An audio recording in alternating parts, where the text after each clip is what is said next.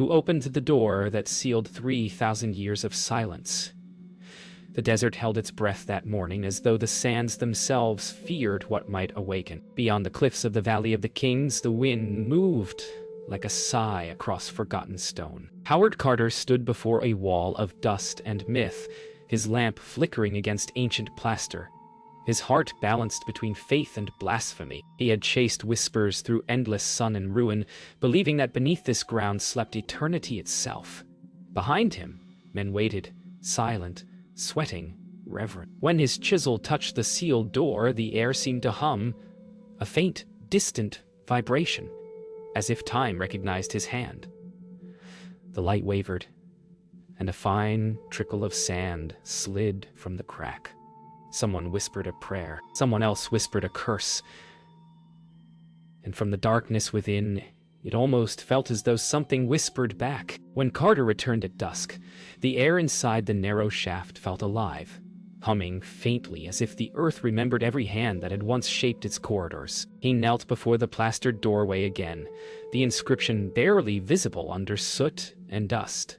The seal of the necropolis. His lamp flickered once, twice, and in that brief dance of light he saw it, a faint royal cartouche. Tutankhamun! Time itself seemed to pause. He called softly for Carnarvon. Together they pressed their ears against the ancient stone, listening for nothing and hearing everything. The silence, the weight, the heartbeat of a vanished world. "Can you see anything?" Carnarvon whispered. "Yes." Carter breathed, his voice breaking with awe. "Wonderful things." The desert wind outside shifted, carrying away centuries of sleep. The first breath of the tomb crept out like a sigh of ages. When Carter widened the opening, a rush of ancient air flowed past him. Warm, dry, and faintly sweet with resin and dust. Inside, the chamber shimmered in candlelight, alive with treasures, gilded couches, shaped like beasts, lotus crowns, painted boxes. It was not death he saw, but eternity in gold. Wah! Yet behind beauty lurked a whisper, a small, painted curse scrawled above the threshold. Death shall come on swift wings to him who disturbs the peace of the king. Carter's men fell silent.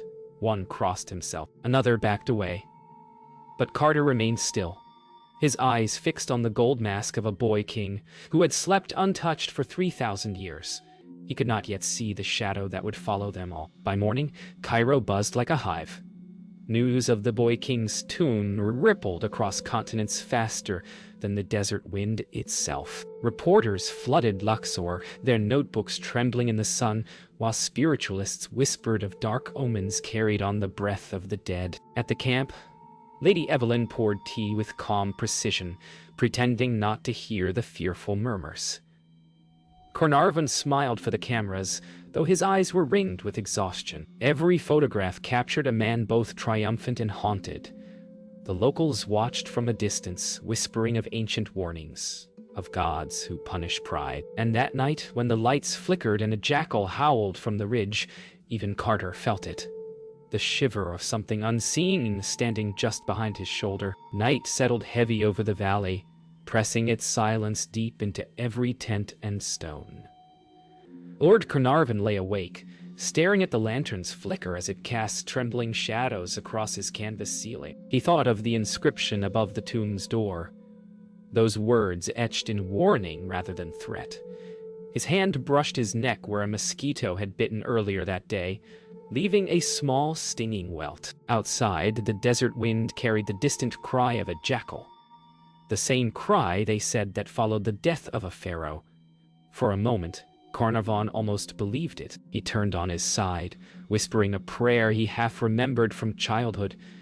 In the darkness, the flame wavered, then went out, leaving only the soft pulse of fear in his chest. By late March of 1923, Cairo's spring heat pressed down like a fever. Lord Carnarvon sat at his hotel balcony, the city shimmering below in haze and sound. The muezzin's call, the distant bells, the endless hum of light. He dabbed the side of his neck with a handkerchief where the mosquito bite had grown. Dark. Angry. Swollen. The doctor said infection, but he felt something else. A slow current pulling beneath his skin, whispering of sand and gold and gods unforgotten. Each night he dreamed of eyes watching from painted walls, of a boy's voice calling from shadow. He would wake with his chest tight and the smell of desert dust still in his lungs. By dawn, when the sun poured through the curtains like molten glass, he knew something ancient had followed him back from the tomb. The fever took him quickly. Within hours, his breath came shallow, his lips murmuring half-formed words that no one understood.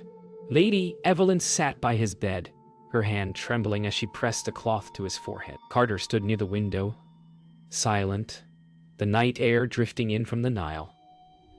Outside, Cairo's lights flickered, then dimmed, an unexplained blackout that swept across the city in a wave of dark. The nurses froze. Even the electric fans stopped. And in that stillness, Carnarvon gasped, opened his eyes once more, and whispered, "It's the light. I've come for it." His pulse faded, leaving only silence and the faint scent of desert wind moving through the open curtains. By morning, the story spread faster than truth itself. "The curse has taken him," the newspapers cried. In London, editors inked headlines of vengeance from beyond the grave. Cairo's bazaars buzzed with rumor that when Carnarvon died, every light in the city went out. That at that exact moment, his dog back in England howled once, then fell dead. The scientists dismissed it as superstition, but the people knew better. They said the pharaoh had claimed his first debt.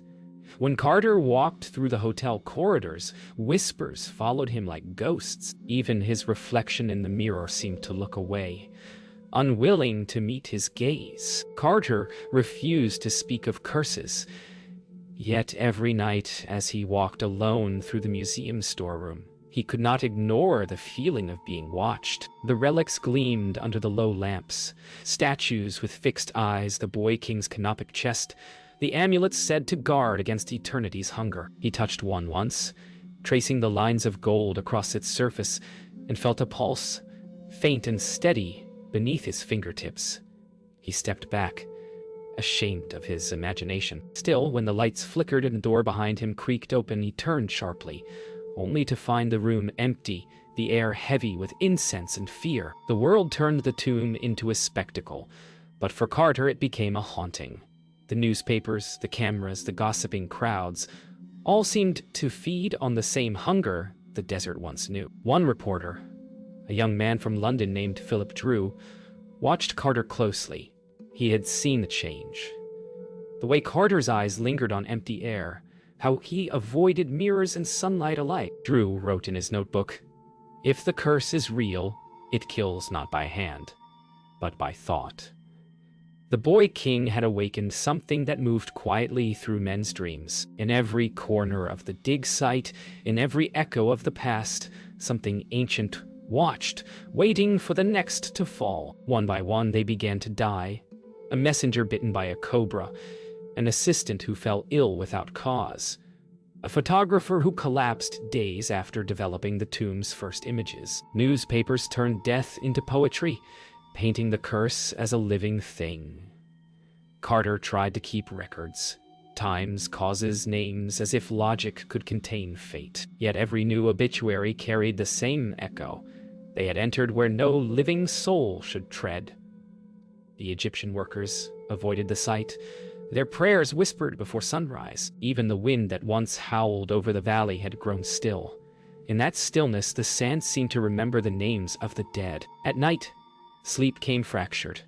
Carter dreamed of golden eyes glowing from the dark, of corridors shifting endlessly like veins beneath the earth. He would wake drenched in sweat, his hands trembling, the air thick with the scent of incense.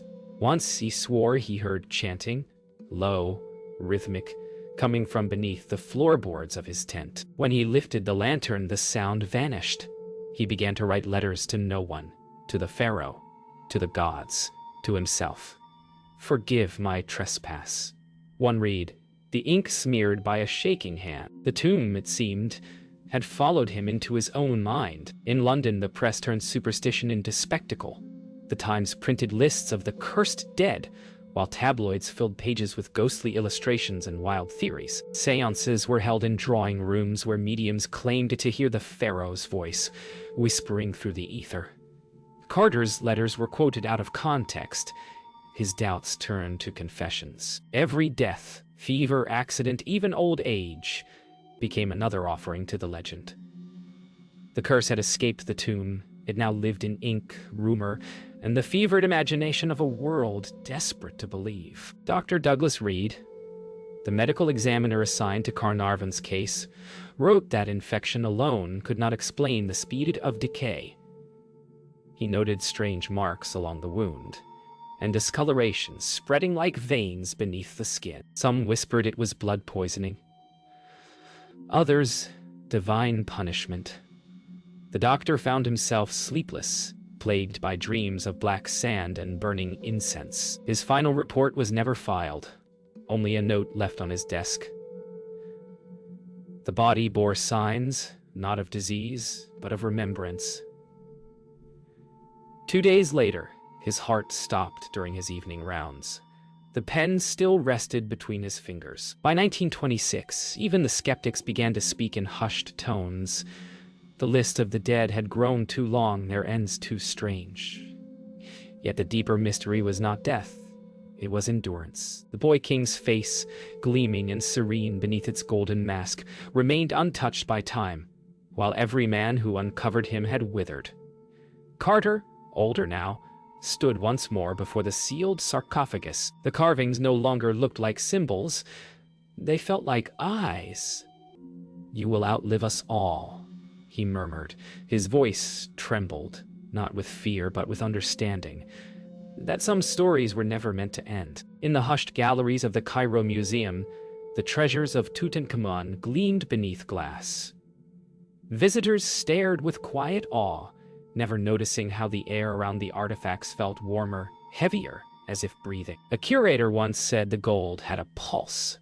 Late at night, when the halls were empty, the floorboards creaked like footsteps, and the soft scent of resin filled the air. The statue's eyes caught the light and seemed to follow him. He worked in silence, polishing relics that shimmered like trapped sunlight, but his reflection in the glass grew older each night. The boy king, untouched by time, smiled on. Weeks later, Mahmud began to cough, a dry, constant sound that echoed through the empty corridors. He ignored it, as curators do, until his hands trembled too much to hold a brush. One night, as he reached to steady a statue of Anubis, the base cracked beneath his touch and shattered. The lights flickered, plunging the hall into darkness. He swore he saw the jackal move, its painted eyes glinting in the faint emergency glow. When the guards found him moments later, he was kneeling before the statue, whispering an apology. They said the statue's eyes were wet with condensation, as though it had been crying. Across the sea, the relics arrived at the British Museum under grey London skies. Crowds gathered to see them. The treasures of Egypt displayed beneath electric lamps and velvet ropes. Yet those who handled them began to fall ill. A conservator fainted. A guard collapsed without reason. Some blamed the damp English air. Others whispered of the Pharaoh's reach. One night, the head curator found fingerprints on the inside of a sealed case. 5 perfect impressions pressed into the dust from within. No one could explain them. He ordered the gallery closed until morning. But by dawn, he too was gone. A child wandered through the closed gallery one afternoon, lost from her school group. She paused before the golden mask, her small face mirrored in its perfect surface. The guards found her minutes later, still staring, whispering in Arabic words she did not know. When her mother asked what she saw, she said, "He smiled at me."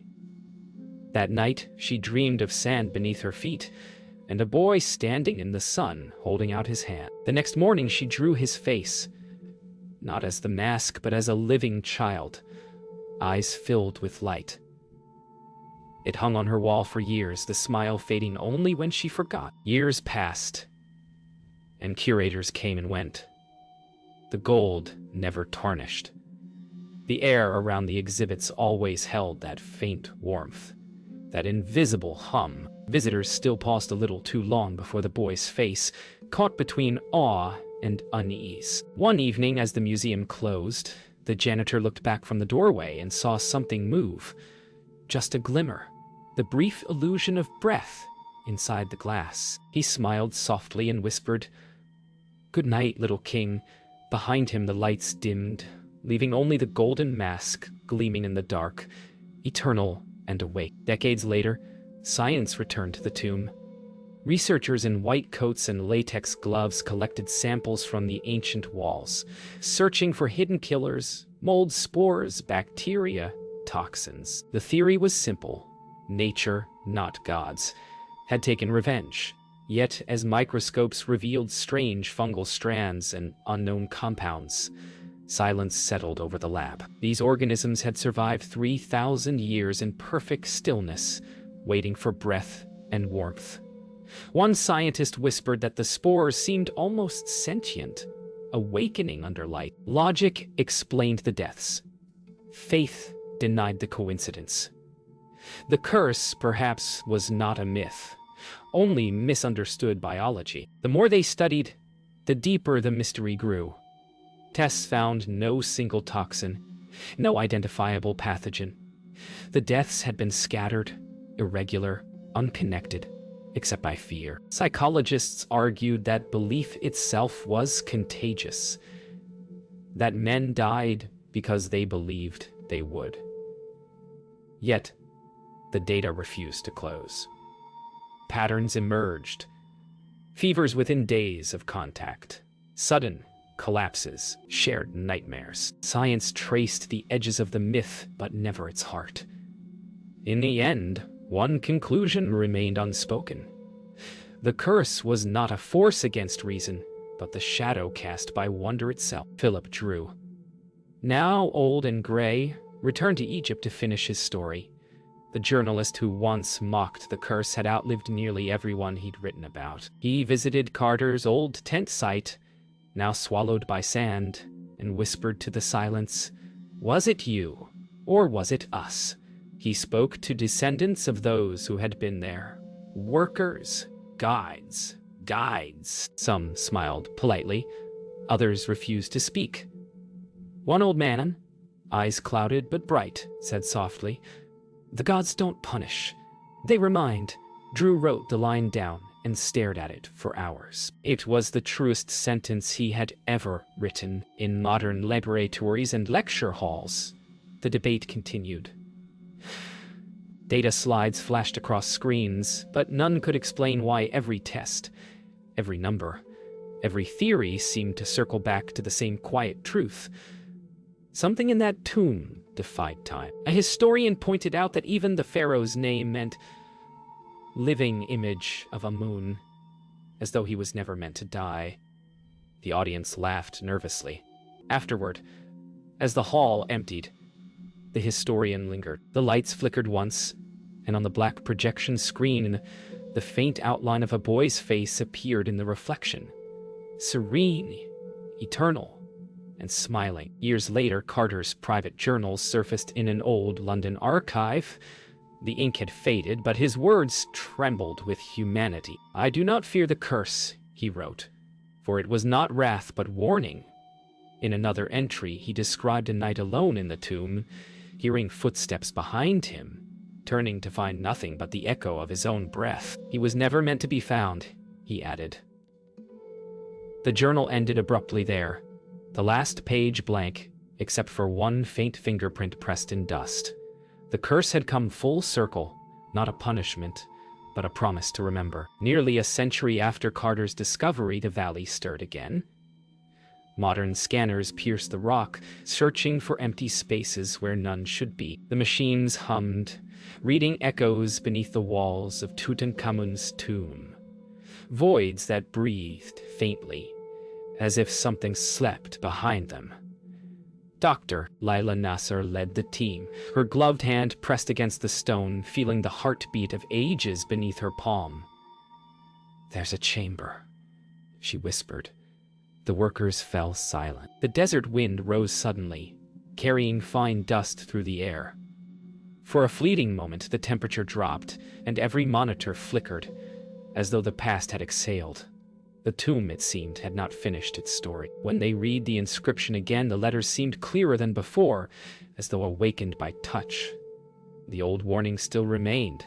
Death shall come on swift wings. Yet, below it, faint lines had appeared, new or perhaps newly revealed. A message that spoke not of death, but remembrance.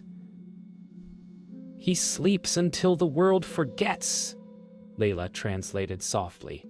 Her voice trembled with reverence. The others exchanged uneasy glances, for the air had grown colder, their breath visible in the beam of their lamps. The walls shimmered faintly, revealing painted stars that had not been seen for thousands of years. The past was no longer silent. It was listening. The team pressed on, breaking through the sealed passage carefully, stone by stone. Beyond it lay a narrow corridor untouched since the time of the Pharaohs. Inside, the air was heavy and still. No sound, no breeze, only the faint scent of myrrh. They found no treasure, no coffin, no body. Only a single golden cartouche resting on the floor, gleaming in their torchlight. Its inscription was incomplete, ending with an unfinished name. Layla traced the edge with her gloved finger, feeling a strange pulse beneath it, faint and rhythmic, like breath. She looked up suddenly. "He is not gone," she whispered. "He is waiting." That night, as the team camped outside under the whispering cliffs, Layla could not sleep. The valley was silent except for the wind moving softly through the stones. She dreamt she was walking through a corridor of light, the walls covered in flowing script that shimmered like water. At its end stood a young boy, dressed in gold, his face gentle and calm. "Why did you wake me?" he asked. She tried to answer, but no words came.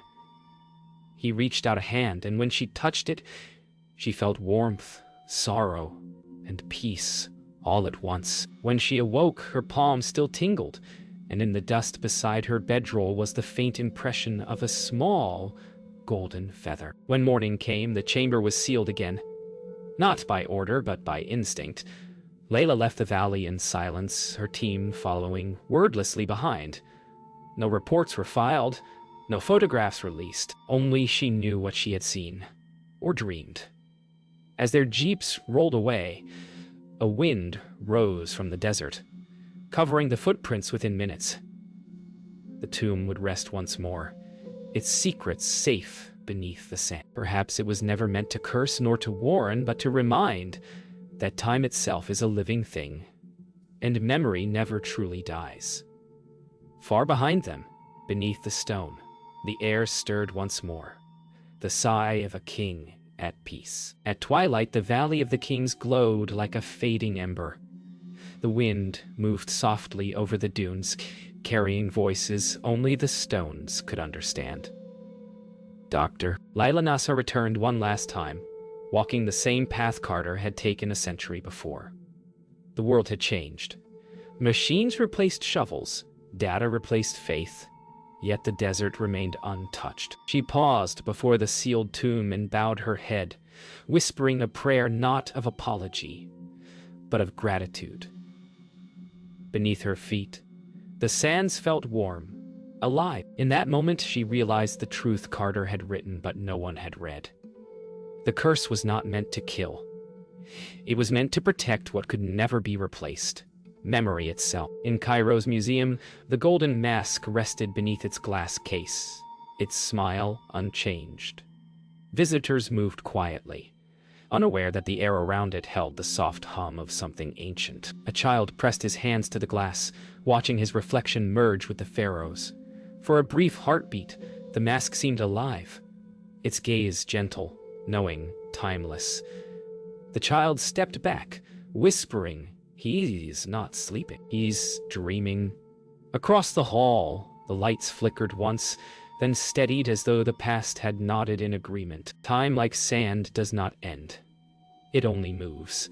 In London, the relics once displayed for spectacle were packed away into quiet storage. The headlines faded, and the world's gaze drifted elsewhere. Yet, every archaeologist, every scholar, every dreamer who once touched the story carried something unseen within them, a seed of reverence, a lesson in humility. The curse had transformed into something gentler, a reminder that history breathes only when treated with care. The boy king had become more than a name. He was a bridge between the living and the endless. Night returns to the desert, wrapping the valley in a velvet hush. The stars rise over the cliffs like the eyes of ancient gods. Unchanged since the first tomb was sealed. The sand has reclaimed the roads, the winds have erased the footprints, yet beneath it all, the boy still rests, watching. There are no curses here, no vengeance, only silence, vast and sacred. And somewhere in that silence, the echo of a heartbeat, soft as the turning of time. The story has ended, but the mystery breathes on, eternal as the stars above Egypt. Some say the curse still lingers, waiting for the next hand to disturb its rest.